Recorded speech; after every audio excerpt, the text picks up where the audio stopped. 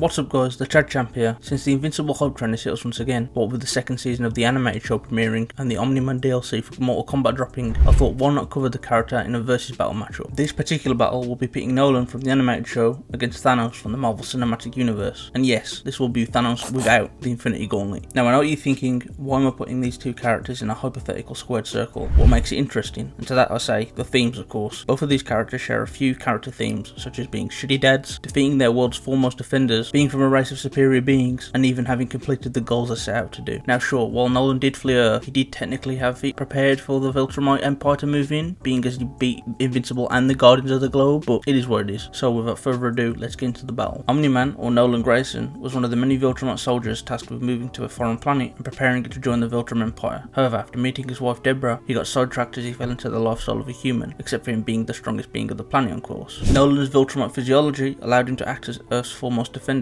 many times over his career. Despite Nolan's history with Earth, he still planned to take over the planet for Viltrum, though he decided he was going to wait and see if his son Mark, aka Invincible, would actually develop powers as he got older, thus making the takeover a lot easier. While in the majority of the universes in the multiverse, Mark did eventually side with his dad once he developed powers. In the universe that the show takes place in, Mark was completely against holding Earth hostage until the members of Viltrum arrived, and so he fought back against Omni-Man. Though Mark failed to overpower his dad, he was able to tip the scales of Nolan's conscience slightly to where he fled Earth and is currently in an unknown region of space. As a Viltrumite, Nolan is boasting super strength, durability, and speed. Nolan was shown to be leagues above Mark, not only by casually killing an alien that Mark was losing to, but also by beating his son to near death while holding back quite a lot. Omni-Man also displayed his power by not only outperforming the Versus premier team in the form of the original Guardians of the Globe, but also by killing every member of the same team in an attack that turned from an attempt at a quick massacre to a full-on fight with the heroes. We also see Nolan tear apart a portion of the surface of an alien homeworld, though this doesn't stack up against his best mentioned feat, whereby Nolan states that he was able to divert a much bigger asteroid than the one that Mark did. In fact, the asteroid was said to rival the size of Texas, which would require about 52 exatons of TNT, putting the Viltrumite in the regions of moon-busting AP. In regards to speed, Omni-Man has shown that he's at least in the same ballpark as characters like Immortal, Alan the Alien, and Invincible. Mark himself has shown that he can travel to the moon during his fight with Alan, with their speed in this battle being concluded to be around 30% the speed of light, or relativistic speeds. Though Nolan is demonstrably faster than Mark, to the point where he was able to decimate the surface of a planet just by flying around it. When it comes to abilities, the Viltrumites aren't all that special. Sure, you can draw comparisons to Kryptonians or Saiyans, but this race of warriors isn't shooting beams out of their eyes or blowing up planets with a single ball of energy. Instead, they bank on their militaristic skills and combat prowess, as well as their ability to fly. Nolan is capable of doing this for a long period of time without proper rest or sustenance, also being able to mix together his combat skills with his flight to make for an unconventional fighting style. He's shown capable of battling the Immortal and War Woman, two extremely experienced warriors, and while he was initially shown as stronger and faster, by the time it comes to him fighting them specifically, he's already hurt to the point that he passes out right after the battle ends. Thanos was born on the planet Titan, a world that would soon fall to famine and lack of resources. This resulted in Thanos kickstarting his rule of dozens and dozens of planets, with the help of his almost endless and unstoppable army of enhanced aliens known as the Chitauri and Outriders. Every once in a while, he'd also take a liking to a specific member of a race whose population he was planning on cutting in half while they were children. Characters such as Gamora, Nebula, and the Black Order became known as the Children of Thanos due to their role as Thanos' adopted children, but also to stand out from other members of his army due to their exceptional training and abilities, both natural and gifted to them by their father. Thanos would eventually use all of his resources to focus on finding and acquiring the most powerful artifacts in the universe, the Infinity Stones. These items would allow Thanos to finally enact his goal of wiping out half of the universe, so that there would be enough resources to ensure that no other planet fell the same way his native world did. While Thanos did eventually succeed in completing his goal, despite the resistance from the foremost defenders of the universe, his work would be reversed 5 years later thanks to the efforts of the remaining heroes he had once stopped. However, this wouldn't be the last time we saw Thanos, as after the work of his present self was ruined, a younger Thanos from 2014 would find out about his soon-to-be success and defeat. This made him realise that allowing Earth's mightiest to live would be too dangerous, and so he launched a full-scale invasion of his future. At first, he destroyed the three foremost defenders of Earth in a 3v1 rather effortlessly. However, he would soon find himself on the receiving end of some beatings by characters such as the Scarlet Witch and Captain Marvel, though his ultimate defeat would come at the hand of the Iron Avenger, Tony Stark, who was able to steal the stones away from Thanos mere moments before he would have torn the universe apart and rebuilt it in his image. Thanos boasts all the stats expected of someone in his profession. During the events of Avengers Endgame, when he's in his prime, both physically and mentally, he's easily strong enough to beat down and ragdoll opponents, such as Thor Odinson, as well as Captain America during his time enhanced by the powers of the God of Thunder, thanks to Mjolnir. We even see that in an alternative timeline, a less focused version of Thanos was shown capable of beating down Cull Obsidian rather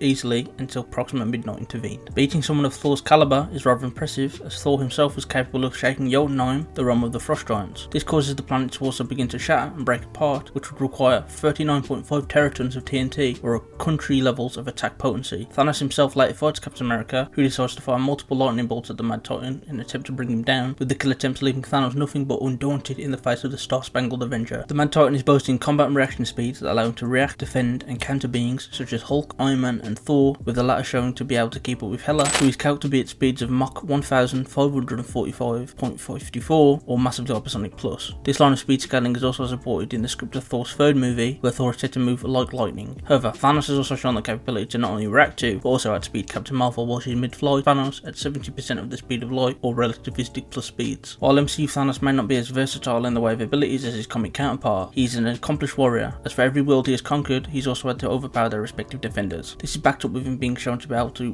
combat Thor Odin's son, who was once Asgard's finest warrior, putting him above the likes of other masterclass fighters of the realm, such as Heimdall, Lady Sif, and the Warriors 3. He's also stated to be able to adapt to Captain America's new fighting style during their 1v1 in Endgame, with Steve being stated to be one of the two best fighters on Earth, next to Black Widow. So how does this battle play out? I think the battle is pretty clean cut. Sure, the speeds are relative, and sure, Thanos is more skilled, but the strength difference is so vast that it doesn't even matter. We've seen Thanos in a similar situation with someone like Wanda, whereby she just overpowered his ass and was going to crush him to death, and that was someone who he was relative with for the most part. In this situation, it's much worse, as Nolan is dozens of times stronger, and while Thanos might possibly be older and have a higher amount of experience, even coming into contact with foes that have similar power sets to Omni-Man, such as Captain Marvel, it ultimately doesn't mean a thing. Even Thanos' speed advantage isn't as significant as it seems, as Nolan has fought someone far faster than him in the form of Red Rush, who he was eventually able to just grab and kill after timing an attack at the right time. Now, if you enjoyed the video and want to see more of these versus battle matchups, please like, subscribe, and I'll see you guys in the next video.